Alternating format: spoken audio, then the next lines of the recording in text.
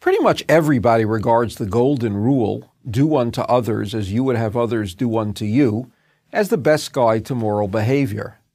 But did you ever consider this rule in terms of speech and how you talk about others?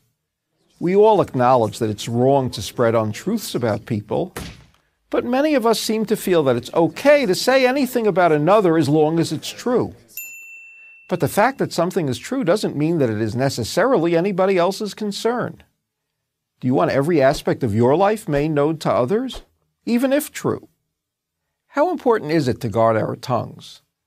A lifetime of experience suggests to me that unfair speech is a major, not a minor issue. I often ask listeners at workshops I conduct on the ethics of speech, how many of you can think of at least one embarrassing personal incident that, were it to become widely known, would negatively impact your life?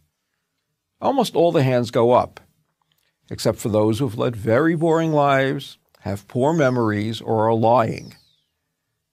What is perverse about human nature is that while we don't want others to know about such events in our lives, almost all of us are just aching to learn and speak about such events in the lives of others. Let's analyze this further. Why exactly don't we want people to know about a highly embarrassing episode? After all, for most of us, the deep secret that we're concealing doesn't involve a criminal act. But we all know that if people learn about this one thing, it can easily become their primary association with us and with our name. Why is this so? Because what is most interesting about people is what's not so nice about them. This is pretty much true of just about everyone. As Isaac Bashevis Singer, the Nobel Prize-winning writer, used to say, even good people don't like to read novels about good people. If you're thinking that what I have said so far does not apply to you, that you rarely speak about others, when you do, your comments are always fair, then let me pose a question and a challenge. Can you go for 24 hours without saying anything unkind about anyone? Invariably, when I make this challenge, people laugh nervously. I can read their minds.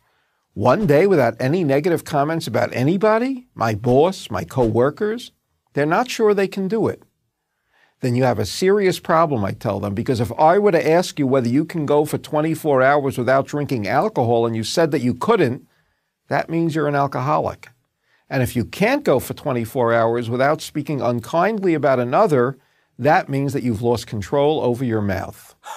Regaining such control will require considerable discipline, but such self-control will also bring great comfort, admiration, and trust from all those in your life.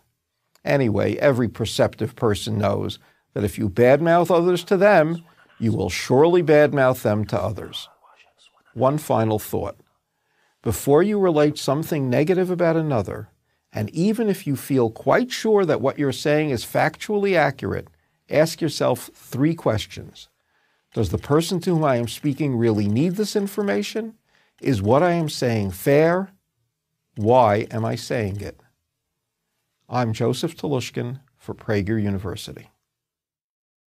To subscribe to our YouTube channel, click here. To help keep our videos free, donate here.